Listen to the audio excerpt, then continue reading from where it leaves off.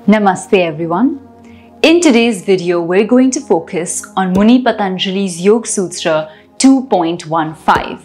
Now in this Yoga Sutra, Muni Patanjali is explaining to us why we feel pain, sadness and misery. So once again, it's quite a philosophical sutra. It goes deep into understanding the root cause of suffering and pain, and it really sheds a lot of light on what are these main causes and how do we feel pain and what can we do about it. So let's take a deep look at this sutra, start breaking it up word by word and understanding it a little bit further. This is a particularly long sutra, so try to pause the video if you need to just hear it carefully and watch it. But let's get into it and understand it together. So the sutra itself goes, Parinama tapa sanskara dukkhair guna vritti virodhacha dukkhameva sarvam vivekinaha. Alright, so quite a long sutra there, as you can see. Now we're going to start understanding it word by word and then try to make more sense of its meaning. So here are the words. The first word over here is parinam, and parinam often means the result of a certain thing, but in this case it's also particularly referring to transformation or change.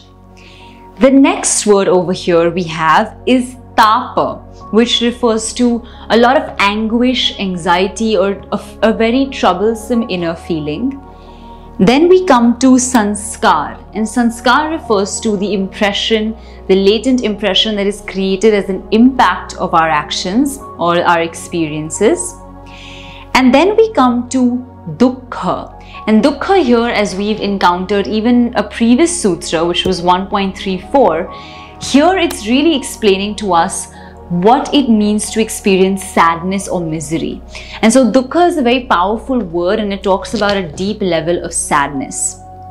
Now moving to the next one, the next word here is the guna, and guna, as we've studied before, is the three gunas, sattva, rajas and tamas, which explain to us the modes of behavior and the experiences that we're having through these three modes. So of course, each of us can be sattvic, tamasic, rajasic in different proportions and variations, and therefore this becomes really important to understand when we discuss the meaning. So the word is guna, which is the three fundamental gunas of prakriti, sattva, rajas and tamas. Now coming to the next word over here, we have the word vritti. And vritti means the thought wave, the modification.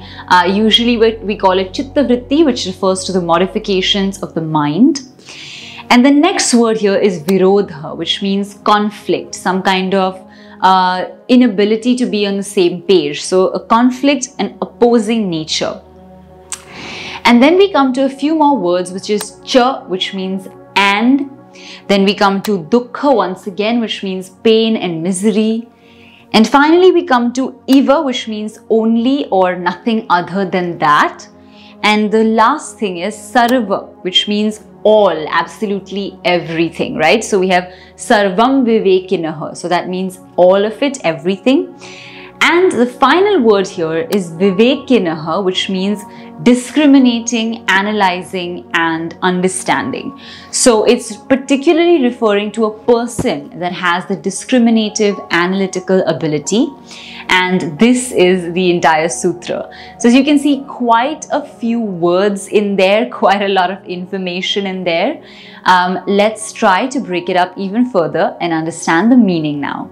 So the meaning of the sutra is, what are the causes of pain and misery? And the first most important thing it tells us is that change is the number one factor that results in pain and misery. Now you can imagine this, because things are constantly changing and we may not be aware that they're undergoing a change. Till then we're fine, but the minute we have an obvious change thrown at us, it kind of takes us off balance because we weren't expecting that or because we're not used to it. And so change causes pain and misery because we're attached to the previous version of how something is, and once it changes, it's very difficult for us to accept it. So we're given the example of sometimes when we lose a person or a very tragic event occurs, it's very difficult for us to actually understand that kind of pain. It's not that we did not know that everything has an end, right? We know that people are born and they will pass away and that it's a part of life, but in that moment, it is so difficult to understand that. And that change or that sudden change in what we're used to causes us a lot of pain and misery. So this is just to understand it, and then we'll see in future sutras what we can do about it. All right. So the cause of a lot of our pain is change. And then we come to the next word over here where we're talking about tapa. And this tapa is referring to the fear of losing something or the anxiety that comes with assuming that you are going to lose something dear to you. And again, this comes because we are fearing change, we are resisting it so much that we're creating an active sort of anxiety within us because we don't want that change coming our way. So this is the second way in which we are creating or experiencing pain and dukkha. Then comes the third element, which is sanskara. And this is a really interesting one because it's talking about the elements or the impressions that are created within us, and then how, because of those, we actually end up experiencing pain. So it's like this, once we talk to a person or we interact with a person, we might have had a great experience the first time. But now we associate that person with a good and pleasurable experience, and we crave that same experience again and again.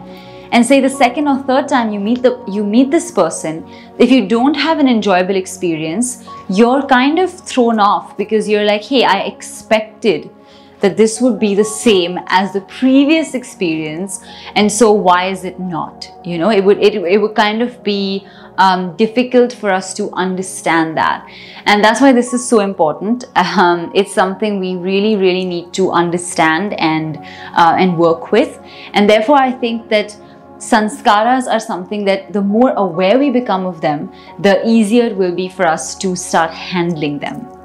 So the second element in the sutra is now talking about guna vritti virodha. Now this is a really important concept because it comes from the Sankhya theory, where we're being told that there are sattvic, rajasic and tamasic tendencies in each person.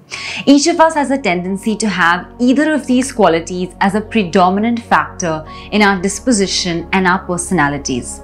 So let's take a look at what sattvic means. Usually a sattvic person is somebody that's quite peaceful, quite relaxed, somebody that is really easygoing and very attuned to the spiritual practices. So this is a sattvic personality overall. Then coming to rajasic, this is a person that is usually very easily excited, may also sometimes be aggressive, enthusiastic, passionate and dynamic. And coming to tamasic, this is usually a personality that is quite lethargic, that is easily tired, that can feel bored very easily, and that sometimes resembles the image of a couch potato and just might have a lot of laziness. So this is sattvic, rajasic and tamasic. But why are we talking about guna vritti virodha? So these are the gunas, but now what about the vrittis? So the vrittis are the thought waves that each of us have. Now, in a lot of cases, we may predominantly have one kind of personality, which could be sattvic, rajasic or tamasic, but our thought waves might be different from that. So say for example, we are somebody that is 90% sattvic, but of late our thought waves have been quite rajasic. So say 60% rajasic.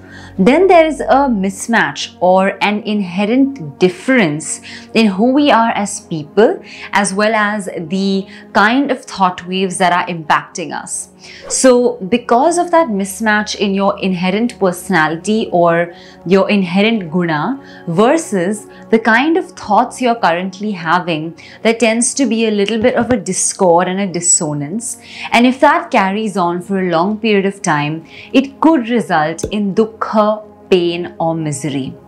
So the reason this is being mentioned as part of the sutra is to help us to understand that essentially all of these different causes are what leads to dukkha.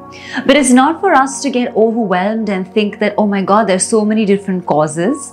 Instead, it's for us to realize that, all right, now I know what the different causes could be. I've created a greater sense of awareness, and now I can use this awareness to my advantage if dukkha comes up in me, because I'll know what is causing it, and therefore I'll be able to solve it. So that is the aim of the Sutra 2.15, to shed some light on the key causes of this particular, dukkha that we experience, and how we can actually move past it and start becoming even better through the understanding of it. Additionally, the Sutra is telling us that because of our ability to analyze and discriminate and understand these things, over a period of time, we realize that all misery and all pain is kind of inevitable.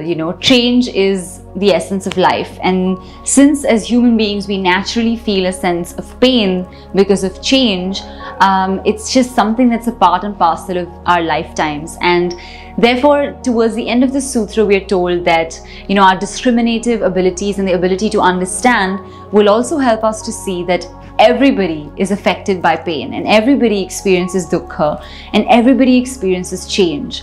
And so, since pain and misery can be found in so many different places, we need to actively cultivate a certain sense of peace and, a certain sense of grace within us, so that we can defend ourselves from these experiences of pain that we usually encounter in our daily lives.